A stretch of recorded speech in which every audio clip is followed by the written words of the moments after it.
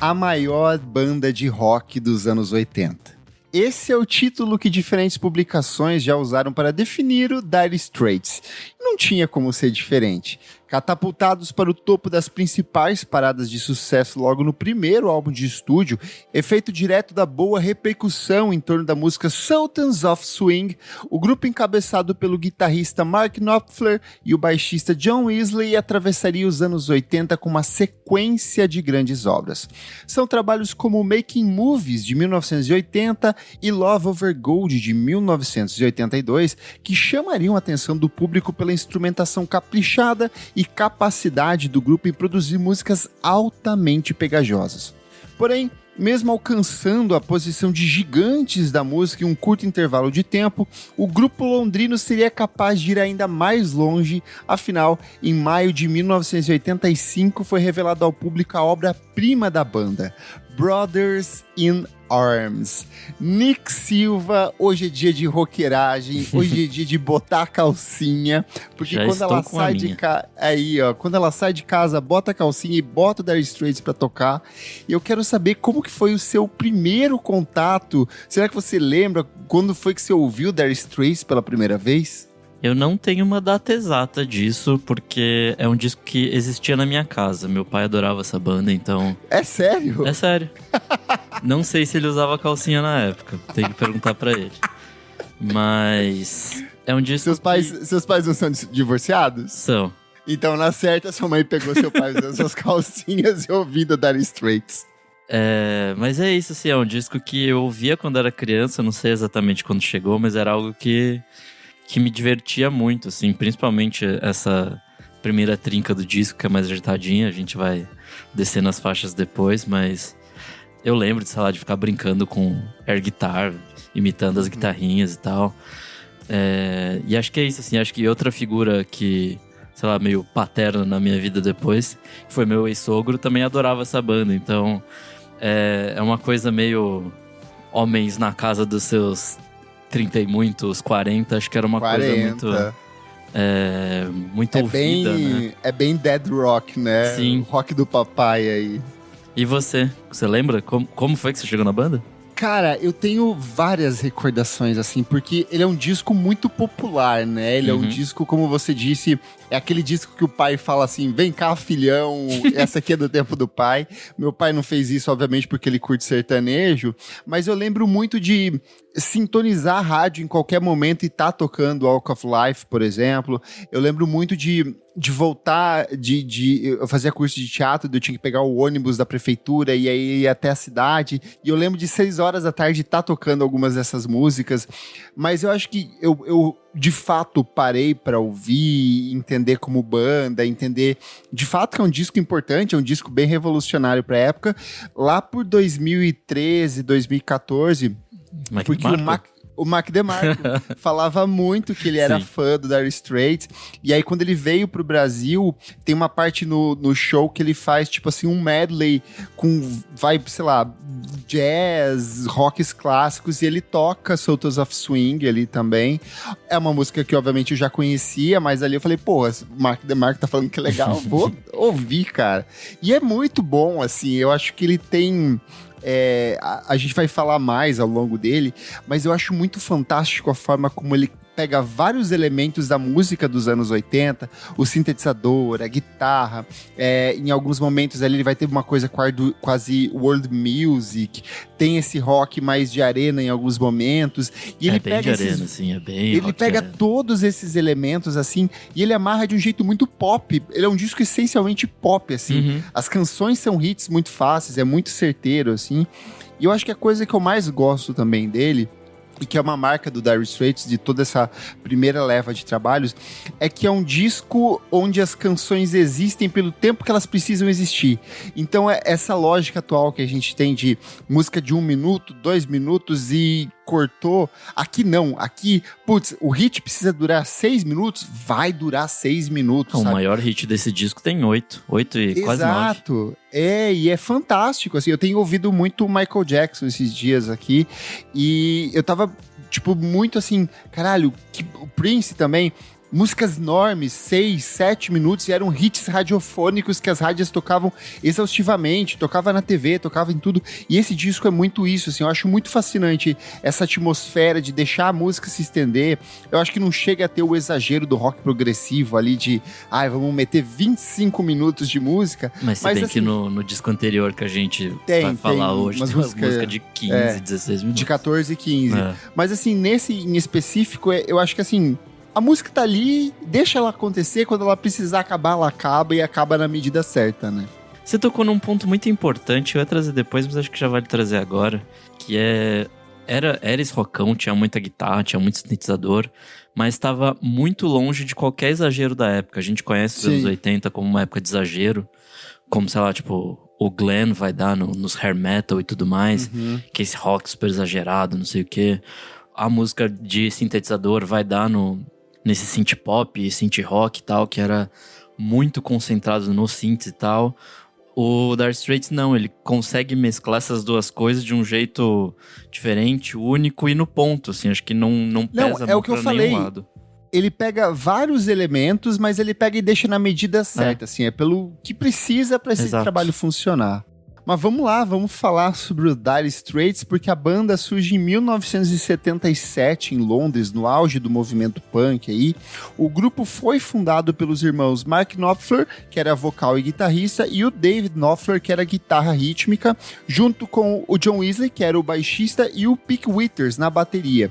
O Mark Knopfler era jornalista e professor, além de músico, e o seu estilo de tocar guitarra, que era com os dedos sem palheta, ele vai dedilhando ali, trouxe um som bem distinto ali pra banda. Eles começaram de maneira super modesta, gravaram uma demo caseira com algumas músicas, entre elas Sultans of Swing.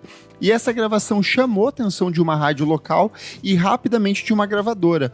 Tanto que em 1978 eles lançam o primeiro álbum, né, um auto-intitulado, que inicialmente teve uma recepção ali meio tímida no Reino Unido, mas explodiu quando Sultans of Swing vira sucesso nos Estados Unidos.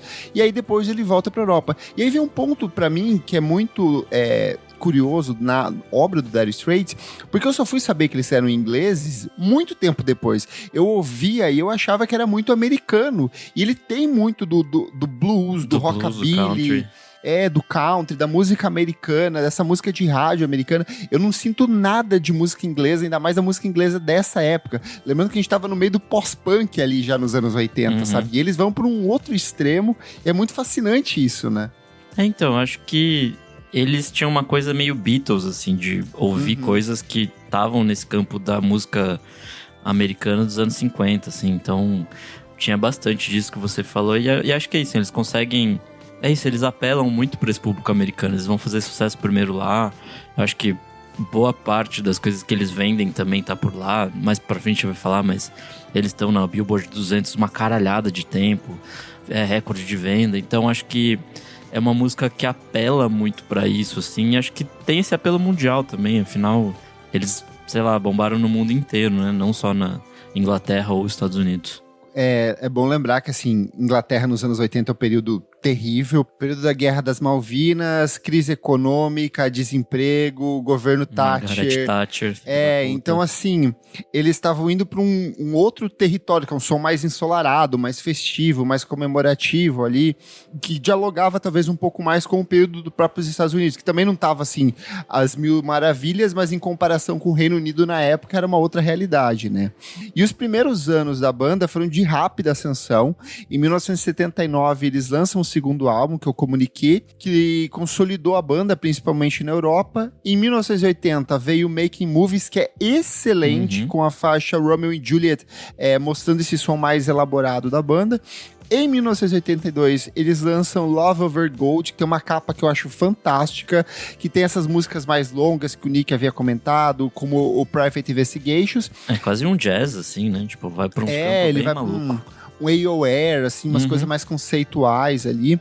E esse período, de 1977 a 1982, estabeleceu o Dire Straits como uma banda de rock adulta, sofisticada e diferente do punk e da New Wave que dominava as paradas de sucesso dessa época. O som deles tinha essa característica de ser mais limpo, baseado nas guitarras cristalinas, letras cheias de narrativa, uma pegada que mesclava blues e rock clássico. E aí depois do Love Over Gold, o Dire Straits já era bem respeitado, mas foi com o álbum Brothers in Arms, que a gente vai comentar aqui hoje, que eles atingiram esse sucesso mundial, de fato. A banda estava nesse período movimentadíssimo, mas eu sei que o Mark Knopfler estava fazendo outras coisas, né, Nick? Nossa, ele teve esse começo de anos 80 completamente movimentado. E tem uns discos ao vivo do Dire Straits que são ótimos nessa época.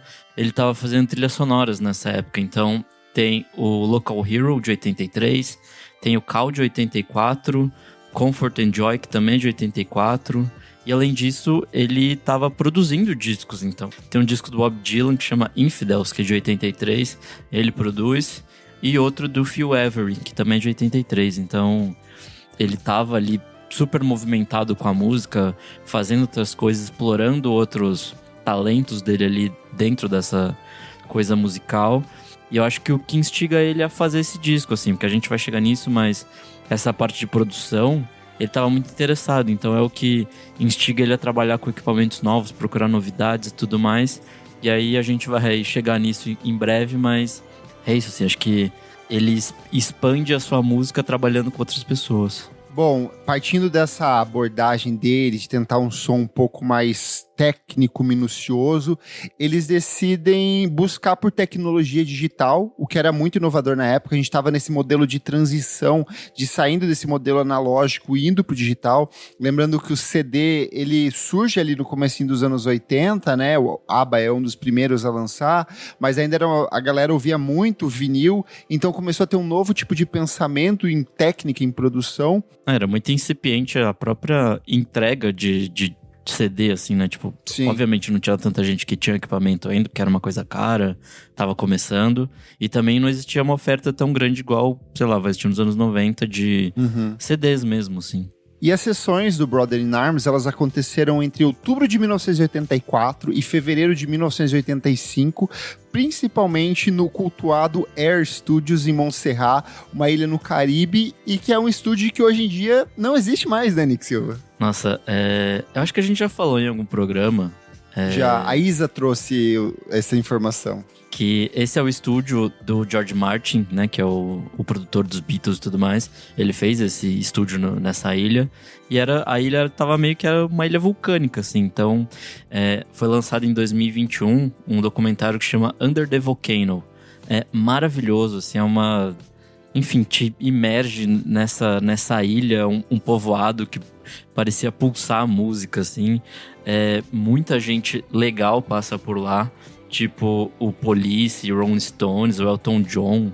Então, assim, muita gente foda gravou nesse estúdio.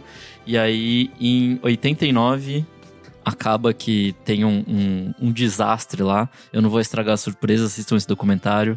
E aí, enfim, arruina todo o estúdio, ele passa a não funcionar mais. Mas é uma história muito fascinante, assim, o estúdio em si. Então, sim, acho que isso adiciona também a mística desse disco, né?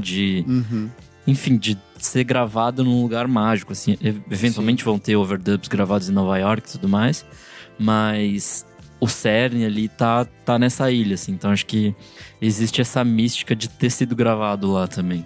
E isso faz muito sentido com o pensamento do Mark na época, porque ele queria gravar longe do burburinho de Londres ali, ele queria que a banda dele tivesse mais foco e mais relaxamento para ele poder esmiuçar mais tecnicamente essas canções. E aí tem uma combinação de sai dessa atmosfera triste, úmida e decadente de Londres e vai para um lugar quente, com natureza, ambiente isolado e cria, assim, umas sessões que eram mais detalhistas. A galera tava muito de boa, com tempo, com dinheiro para produzir tudo isso. E também vale dizer que nesse estúdio não tinha muita coisa, era tipo uma piscina e o povo local, assim, então... Sim.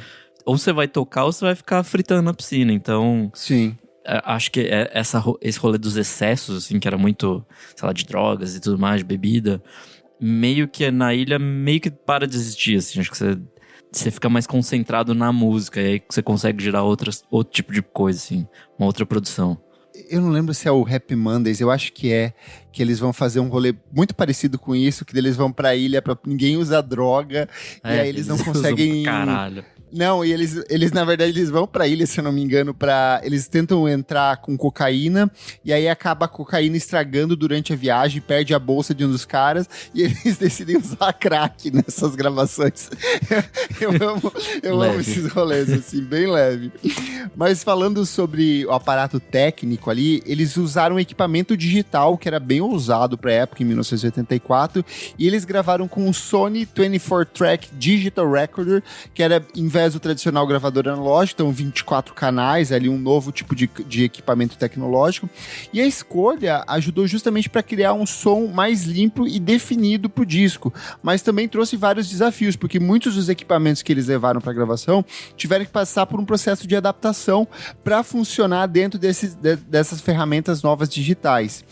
Vale dizer que gravar em fita e gravar em digital é bem diferente por várias questões, assim. Acho que uma delas é compressão.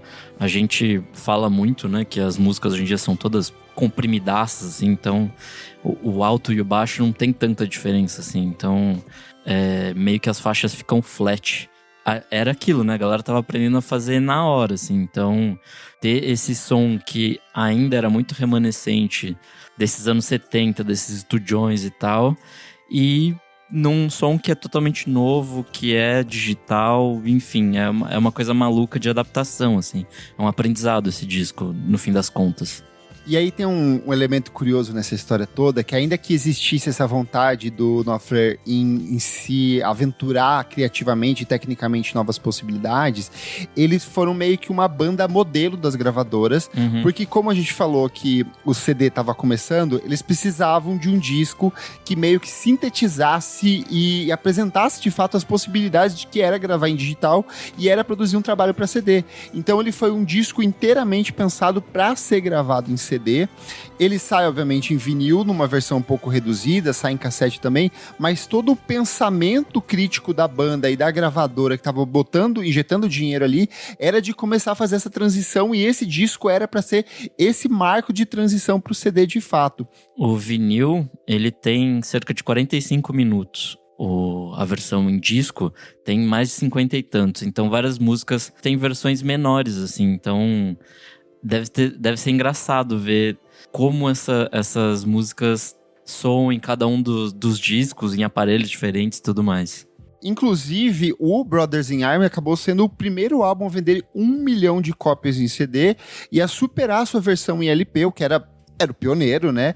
E aí tem até uma aspa aqui que eu peguei do cofundador da Rykodisc, que é o Rob Simmons, e ele falou o seguinte: em 1985 estávamos lutando para fabricar nossos CDs, porque toda a capacidade de produção mundial estava sobrecarregada pela demanda para um único disco de rock, que era o Brothers in Arms do Dire Straits. Então tinha uma galera tentando lançar seus CDs e a indústria inteira falou assim: parou, isso aqui tá vendendo como água, vamos focar todos os nossos esforços aqui.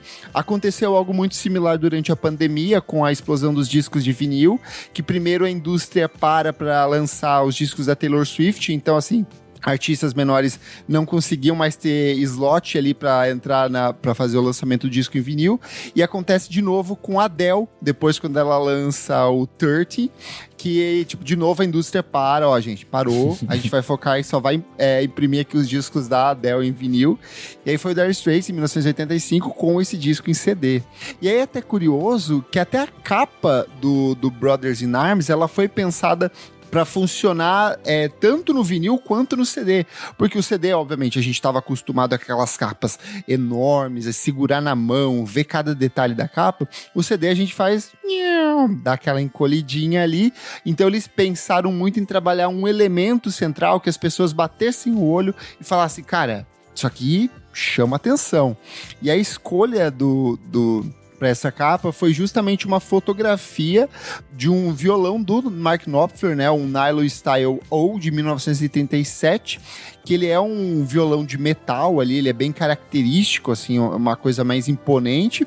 Ele chama ou ressonador ou dobro também.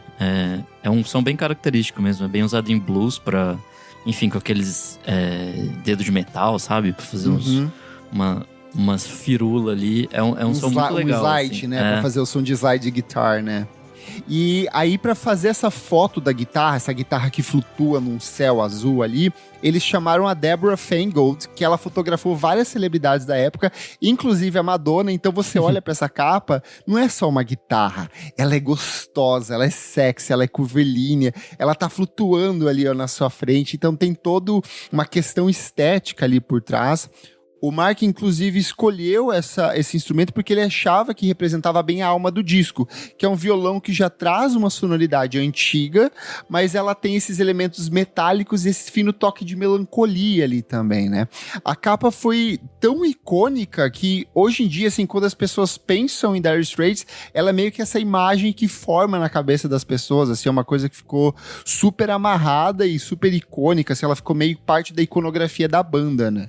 Mas vamos lá, Nick Silva, porque a gente falou toda essa parte técnica, a história, a capa, o conceito digital do disco ali, mas a gente tem que mergulhar nessas canções, porque esse é um álbum de canções e são apenas 9 aqui, e são canções muito icônicas, e eu quero saber de cara qual que é a sua favorita desse disco.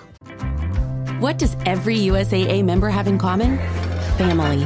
We're one big family who supports the military community and their eligible families. And if you, your parent, or spouse served, you could join our family and save big on auto insurance. Visit USAA.com/join today to check your eligibility. Membership eligibility and product restrictions apply and are subject to change. USAA means United Services Automobile Association and its affiliates, San Antonio, Texas. Puta, eu adoro Money for Nothing. Eu vou com a mais clássica, mais batida, talvez. Mas é muito boa. Ela, eu não sei, ela te anima de um jeito que é meio impressionante, assim. E além de tudo, é uma das poucas faixas aqui que é uma parceria, né, do Knopfler com o Sting, que canta no refrão, canta o comecinho lá do I Want My MTV. Tem esse riff que é, tipo, super icônico, assim, acho que também você acabou de falar de você pensa em Dire Straits, você pensa nessa capa, e quando você pensa em Dire Straits, você pensa no riff dessa música, assim, tipo, é muito impressionante, assim. E é engraçado que a banda foi pioneira em tanta coisa que até lançou um clipe, meio que num 3D meio bizarro dessa música. Não é 3D, ele é animado por cima da imagem, na verdade, ele é meio animado, assim, né? Meio estranho. E aí ele ganha... É o primeiro clipe a ser apresentado na MTV Europa. Tipo, logo estreou, assim. Então, é uma coisa muito divertida, assim. É uma música que quebrou muitas barreiras ali. Eu amo que você puxou essa de cara, porque eu acho essa música uma das melhores músicas de todos os tempos. Ela tem quase 9 minutos de duração. Ela tem quase 1 minuto e meio só de abertura ali, que ela vai meio climática, vai te ambientando, assim. E aí entra o riff da guitarra. Mas antes disso tem a virada da bateria, que é muito icônica também. É verdade, sim, verdade. É muito maravilhosa, puta. E a letra dela, assim, é uma coisa muito maravilhosa, porque ela expressa muito o que é o conceito por trás desse disco, né? Que é um disco de excessos de dinheiro, assim, é muito dinheiro investido dentro desse álbum.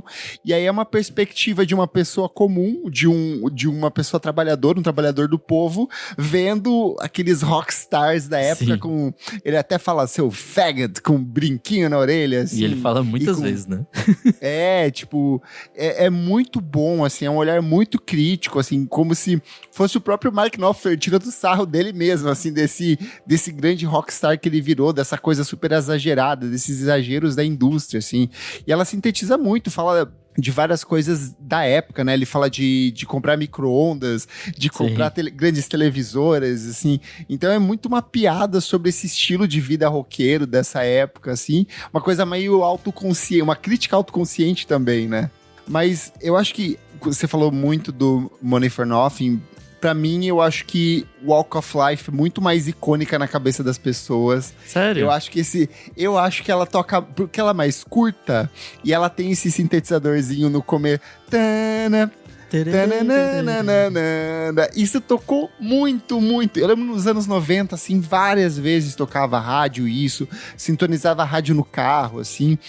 Eu acho ela também tão icônica quanto. Ela é um rockabilly ali, ela vai bem pros anos 50, mas com essa atualização ali de anos 80. Pra mim, essa música é quase um country, assim. Ela, sabe, eu vejo pessoas segurando uma fivela e fazendo aquelas dancinhas ensaiadas. Sim, assim, sim. Tipo, catira, sei lá.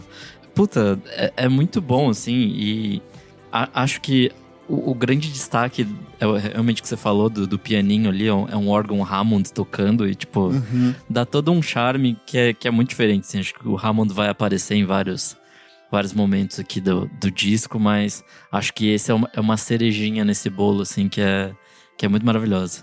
A música de abertura também, So Far Away, eu gosto muito que ela é mais lenta, assim, ela é quase uma música de lado B em alguns pontos, mas eu acho que ela entra na medida exata pra, tipo, ok, eu vou ambientar vocês aqui, e aí a hora que você chegou, aí eu lanço a braba, que é, né, o Money for Nothing, que a gente acabou de comentar, mas a gente tem Your Last Trick, que é uma música mais atmosférica, tem esse solo de trompete, que na verdade é um sintetizador imitando um trompete, e ela ganhou grande popularidade aqui no Brasil, porque ela virou o funk do sax aqui, né? Eu lembro da Foca tocando e girando com o saxinho na piscina aqui. Eu sempre lembro do Hulk dançando e com as coisas da Melted falando bom dia, meus democratas.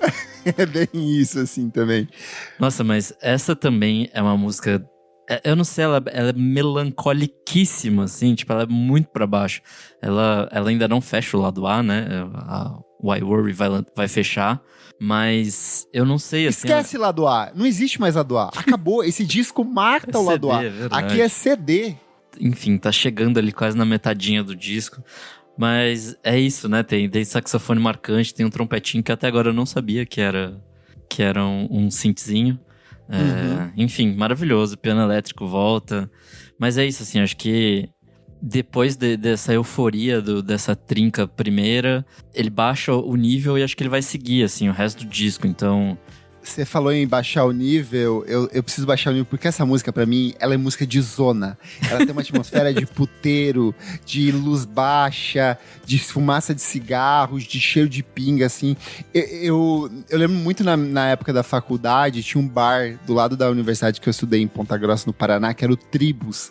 Era um bar, assim, que a gente fazia as festas caloradas, aconteciam lá, assim, era um clima horrível, péssimo, mas por algum motivo a gente tava sempre lá bebendo cerveja, e eu lembro muito de, sei lá, ter um vidrão de Roll Mops e ovo de codorna, e o DVD desse disco tocando loucamente. Eu lembro desse sax sintetizador ali no fundo, cara. Pra mim, grita zona, grita puteiro. Eu acho que ele tem esse cheiro de música barata, assim, de ambiente sujo. Inclusive, eu acho que o grande problema desse disco é porque ele inaugura um estilo que é o pub rock, né? A gente vai ter várias dessas bandas de pub, elas bebem muito do Dire Straits, assim, várias. Todo mundo tentando solar um Sultans of Swing, assim, do jeito mais tosco possível, mas as músicas desse disco são as que mais tocam, assim, já foi em muito boteco, assim, vagabundo, que tinha uma banda dessas de rock tocando, sei lá, isso tentando tocar, né? É, isso e Meu Erro do Paralama, sabe? Eram as clássicas que tocavam. Mas eu quero frisar aqui outras canções que eu gosto bastante. Eu gosto muito de Ride Across the River. Eu acho que essa é a música mais world music, músicas do mundo aqui. Ela tem essa coisa mais climática, percussão, uma coisa ritualística rolando por fundo. Ele era amigo do Sting, talvez tenha uma coisa desse reggaezinho aí, bem que você falou dessa world music e tal. Mais um pouco ele tava no Xingu ali, fazendo disco com comunidade indígena, tipo Paul Simon e Sting. Mas eu gosto muito da faixa título também, né? A Brothers in Arms. Ela traz essa reflexão ali sobre guerra, né? Então, lembrando, o período Guerra das Malvinas ali, ela é mais melancólica. Hã? Falklands é o caralho. É o caralho, não, é Malvinas. Las Malvinas são argentinas. E ela tem essa atmosfera de ser um hino antibélico ali, ela é até hoje utilizada em muitos enterros de veteranos de guerra e tudo mais. Mais uma vez, uma música de 7 minutos, uma música longa, mas muito bonita. Eu acho que é uma das que melhor traz o destaque pra guitarra dele mais limpa, assim, porque você tem a base da canção rolando, assim, como uma cama, e aí a guitarra vai solando, assim, a música inteira. É muito, muito bonita, demais, demais. Já que você puxou essas duas, que tem uma mensagem ali envolvendo guerras e enfim, a sensação de estar na guerra ou se perguntar por que está na guerra, The Man's Too Strong também é outra que toca Sim. nesse ponto, assim, de, não sei, de trazer trauma, mas também de, sei lá, de se perguntar pra quem ou por que eu tô lutando. Cara, esse disco é muito disco de bêbado. É assim, porque você tá ali. Tem hora que você tá dançando Walk of Life, lá, e aí você toma um golão da cachaça ali, e aí você começa. Bate errado, né? A cachaça. Vietnã, 1968, sabe? Você começa a ter esses traumas de guerra. Pô, perdi meu amigo, as batalhas da vida, sei lá. Meu amigo casou e eu perdi meu grande amigo. Essas coisas de corno, assim. Esse disco é maravilhoso. Puta merda, eu amo esse disco. E outra coisa que eu gosto dessa The Man's Too Strong é essa coisa do acústico distorcido, assim, ela começa numa baladinha meio acústica, aí entra as guitarronas do nada, puta, é muito foda. E aí é curioso, assim, que a recepção inicial do Brothers in Arms, ela foi um pouco mista na crítica especializada, né? O público abraçou de cara, principalmente os bêbados de bar pé sujo aí, mas a crítica meio que se dividiu. E aí tem alguns aspectos que a produção do álbum foi muito elogiada, o trabalho do Mark Knopfler foi amplamente elogiado, principalmente pela crítica, mas eles acharam tudo polido demais, tudo muito ajeitado, era tão limpo assim que assustava os críticos da época. Mais uma vez, vale ressaltar, anos 80 é um ano... São anos, né? Uma década de excessos. Sim, então, exato. Se algo é muito polido, fala, eita, o que é isso? Meu Deus, cadê a cocaína? Tô aqui com meu cabelão gigante, sintetizadores, e aí outro lado, sei lá, tava o Robert Smith fazendo música gótica, e aí chega esses caras fazendo uma coisa assim, mais suave, calma lá, galera, não é bem assim, toma um gole de cerveja aqui, vamos refletir sobre seus traumas de guerra aqui comigo, né? A própria Rolling Stone falou que o álbum era muito sério e às vezes ponderado demais, assim, mas o impacto foi imediato, assim, pro público. Tanto foi um sucesso no Reino Unido, como nos Estados Unidos também, e em vários países ao redor do mundo. Eu acho curioso que ele só ganhou 2 Grammys, incluindo melhor performance de grupo de rock. Deixa eu parar pra ver aqui. Ele foi pro Grammy de 1985, se não me engano. Eu acho que é 86. 6, né? E vai ganhar Grammy. Um lá pra 2006, quando é relançado. Aí eu até abri aqui pra ver quem tava concorrendo o Grammy de 1986. Eles perderam pro You Are The World, do USA for Africa lá, que era... Mas vamos ver aqui, álbum do ano. Eles competiram no álbum do ano, mas perderam pro Phil Collins com No Jack Required. Nesse ano tinha Whitney Houston competindo também, tinha Sting, amigaço ali. Nossa, que triste. Nossa, o We Are The World venceu muita coisa. Eu sei que eles vão ganhar um Grammy, outro Grammy, por esse disco lá em 2006, quando eles relançam. E aí é uma categoria técnica, tipo, melhor relançamento, surround e o caralho. Algo assim, e aí... Enfim, eles ganham nesse morrendo sentido. Que a categoria Best New Artist, a gente tem Sade, A.Ha, Freddie Jackson, Katrina and the Waves e Julian Lennon. E quem ganha é a Sade. Então, merecidíssimo aqui. Mas, nossa, merecia mais. É um disco que a cara do Grammy merecia muito mais aqui. Mas apesar dessas críticas iniciais ali, dessa divisão, com o tempo o Brothers in Arms passou a ser visto como um marco do rock adulto dos anos 80 e entrou para as listas de melhores álbuns de todos os tempos. E as vendas dele, assim, foram gigantescas, tanto que ele é um dos discos mais vendidos da história da música.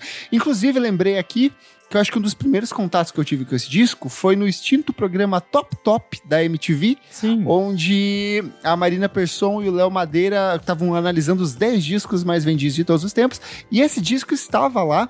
Ele vendeu mais de 30 milhões de cópias do mundo todo. Foi o álbum mais vendido de 1985 no Reino Unido. E se eu não me engano, no Reino Unido ele também é, tipo, mais vendido ponto, assim. Acho que passando... até hoje. Passando... hoje em dia eu não sei porque teve a Adele, né? Mas eu lembro que na época ele competia e ganhava do Michael Jackson, assim. Entendi. Ele foi o primeiro álbum a vender mais de 1 milhão de cópias de CDs, como a gente falou, ajudando a consolidar o formato. Ele ficou 9 semanas em número 1 nas paradas britânicas. Nos Estados Unidos, ele alcançou o topo da Billboard 200, vendeu mais de 9 milhões de cópias, e lá ele é disco de diamante, e ele liderou as paradas em pelo menos 10 países ao redor do mundo. Esse impacto todo do disco rendeu alguns fatos curiosos aqui. A Philips, que é a empresa que criou o CD ali, usou o Brothers in Arms em campanhas publicitárias como esse símbolo da tecnologia.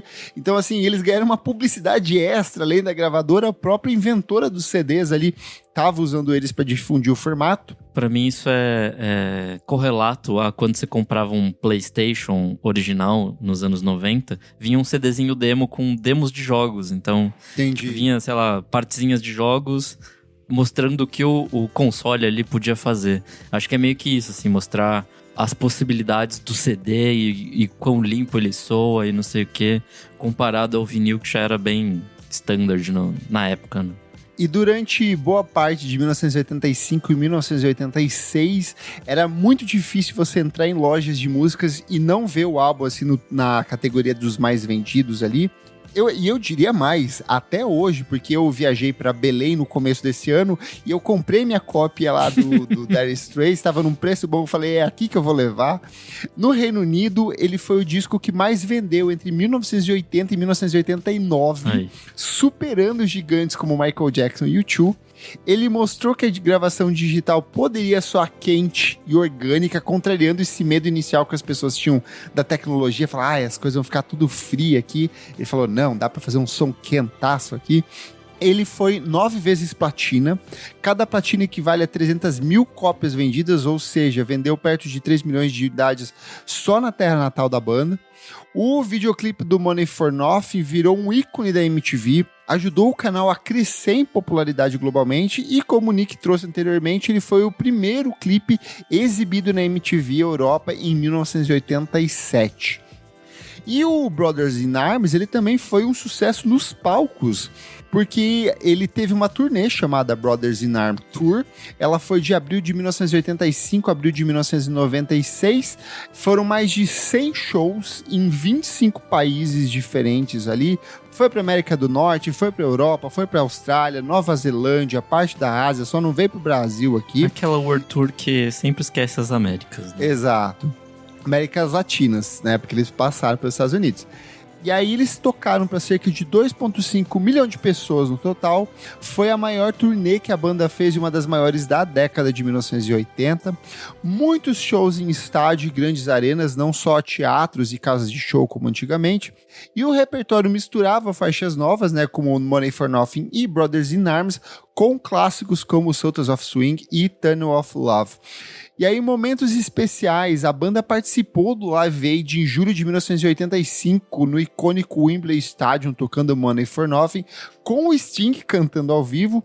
Alguns shows da turnê foram gravados e renderam materiais como o álbum ao vivo On The Night, em 1993, e vídeos documentais ali da época também. A questão é que esse sucesso todo, altas vendas, show, turnês lotadas, muito dinheiro entrando, produção, técnica, isso acabou exaurindo o Mark Knopfler, assim, totalmente. Ele disse em entrevistas que o tamanho e a escala das coisas tinha ultrapassado o que ele sonhava com a banda. E isso plantou uma semente para que o Dire Straits desse uma pausa logo depois disso, assim. Então, no final de 1986, o Mark anunciou que a banda entraria em ato. Não houve um anúncio formal ali de separação, mas todos os membros meio que seguiram para tocar outros projetos pessoais. O Knopfler voltou a se dedicar ao trabalho de trilhas sonoras como Princess Bride, Local Hero e a colaboração com outros artistas, além de gravar projetos solos bastante discretos. Os outros integrantes também mergulharam em outros projetos ali. E durante essa pausa ali de 1987, 88, a banda ainda lançou a coletânea Money for Nothing em 1988, que reunia grandes hits e manteve o nome do Dire Straits ainda em alta. É uma coletânea que vendeu bastante, é uma das coletâneas mais vendidas de todos os tempos. E o Dire Straits volta a gravar entre 1988 e 1989 para lançar o álbum On Every Street, que acabou saindo em 1991.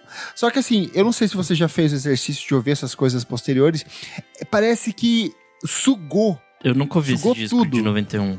Não tá perdendo nada, assim, parece que isso, assim, ele é tecnicamente muito bem elaborado, afinal o Mark Knopfler, músico fodão da porra toda, mas parece que, assim, ele perdeu a vontade de ver, assim, o brilho, assim, cara, você vê que ele, cara, não tem mais o que fazer, assim, tanto que encerra ali no começo dos anos 90, a banda não volta mais, ele vai fazer outras coisas, mas parece que, assim, acabou, assim, esse disco, ele falou, cara, eu vou depositar tudo que eu tenho, assim, e foi de fato, assim, tanto que não tem mais, assim, a gente não vê, ninguém espera um novo disco do Mark Knopfler hoje em dia, sabe? Meio que ele continua na carreira solo, assim, e tal, faz as paradas assim, dele. Quem comenta, sabe? Não, acho que fãs antigos ainda correm atrás, ou pelo menos investigam aí, mas de fato acho que o grande público hoje em dia já não liga mais tanto pra essa figura, assim. De fato, acho que o que deve ser exaltado mesmo tá ali nos anos 80, assim, que é o creme. Mas é isso, assim, acho que até hoje, eu sei que pelo menos ele ainda faz muito show, assim, então a assinatura da guitarra, tipo, essas coisas continuam com ele, né? Ele segue fazendo. Eu sei que a banda hoje em dia só faz show muito esporadicamente, a maioria beneficente, assim, então é algo que, sei lá, meio Led Zeppelin das ideias, assim, de seguir, mas, sei lá, talvez meio a contragosto. E assim, eu tô falando, mas eu não acho que é um problema, tá? Eu acho que se ele quisesse encerrar nesse disco, inclusive, e não precisar voltar pra mais nenhum, tava ótimo. Eu acho maravilhoso uma banda que fala sabe quando parar. Acabou, gente. A gente já fez o que a gente podia fazer aqui. Eu acho mega revolucionário. Inclusive, pra quem tá ouvindo e não é fã da banda, não conhece, recomendo fazer o caminho contrário ali, porque eu acho que o Love Over Gold é um discão também. Making Movies é lindaça, é um baita disco, assim. Os 5 primeiros, assim, são ótimos, assim. Sim. O Communique eu tenho menos apego ali, mas o resto, assim, eu gosto demais. Evite o On Every Street ali, essas coisas On The Night, essas coisas que saíram depois ali. Fica nesse aqui que... Pode ouvir os ao vivos, que geralmente são muito bons. Eu acho que é uma banda que... Esse negócio que você começou falando, que é tipo a maior banda de rock dos anos 80, eu acho que é verdade, assim, acho que de fato eles conseguiram, não só em números, assim, mas conseguiram levar o rock pra um lugar novo, assim, pra um lugar de experimentar com muita coisa, fora desse exagero, fora desse, sei lá, do lugar comum que algumas coisas estavam indo, principalmente as bandas dos anos 70 que continuaram, né? E é isso, assim, acho que o Mark Knopfler virou um Guitar Hero, sabe? Acho que, sei lá, 9 em cada 10 guitarristas hoje em dia, incluindo o Mac DeMarco, idolatra esse cara porque ele é capaz de muita coisa, assim, ele tem umas técnicas muito dele, assim, então... É isso, assim, acho que é um disco que marca a sua época e continua reverberando até hoje. E você, Mico? Cara, É muito curioso, assim, que se você digitar Best Albums of Fates, você vai ter Smiths, você vai ter Pixies, Talking Heads, Cure, você vai ter Kate Bush, você vai ter Michael Jackson, Prince, você vai ter Sonic Youth, você vai ter essas coisas, assim, que são mais cult, você vai ter umas coisas, assim, mais experimentais, mas eu acho que a grande beleza desse disco é o quanto ele consegue ser muito bem produzido, muito bem elaborado, muito bem tocado, e ele tem um diálogo com o povo, assim, que eu acho, assim, muito único. Eu acho fantástico, assim, tipo, várias vídeos de TikTok de veião, de, tipo, tio bêbado descalço, dançando Money for Nothing. Eu acho que ele tem uma atmosfera muito única, assim. Ele é um disco que ele foi muito inovador pra época, como a gente falou, populariza o CD e tudo mais, mas eu acho charmoso como ele é repleto de acenos pra música dos anos 50, e tinha no começo dos anos 80 esse revivalismo ali de olhar pros anos 50, 60, a gente tem na Inglaterra o movimento New Romantics, mas eles fazem isso de um jeito muito deles, assim, eu acho muito honesto, eu acho muito legal, eu acho... virou durante um tempo, assim, meio brega você falar que gostava de Dire Straits, assim, até hoje tem uma galera que torce o nariz, assim, eu gosto do Thurston Moore distorcendo a guitarra no Sonic Youth, mas eu acho que são coisas tão bonitas quanto e intensidades diferentes, sabe? Então, eu gostei que você falou do rolê que é um disco de povão, assim, e é isso mesmo, tipo, fala de uns temas, tipo, legal, sabe? Da galera questionando, tipo, mano, que esse maluco tá tocando as músicas aqui, ficando rico? E, tipo, por que a gente tá indo pra guerra, sabe? Umas paradas, tipo, sei lá, meu amor me deixou, tô com saudade. Umas paradas muito povo, assim. Exato, eu acho a beleza desse disco é essa capacidade do Mark Knopfler.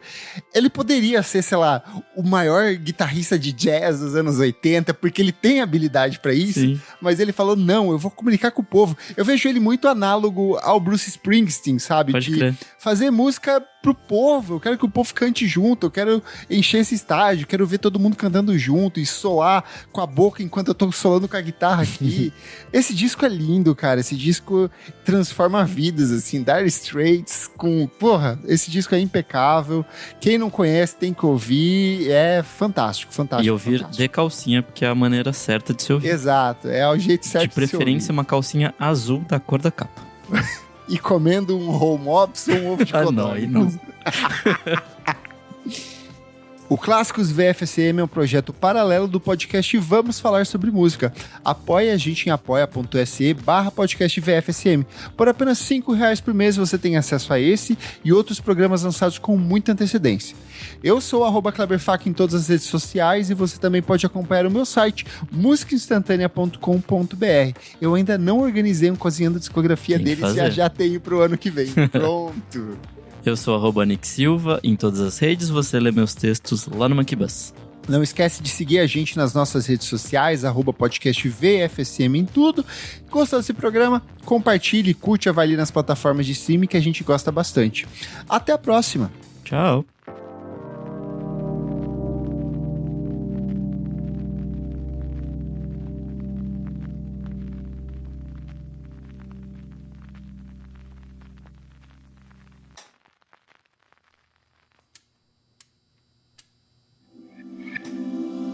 Esse podcast foi editado por Nick Silva.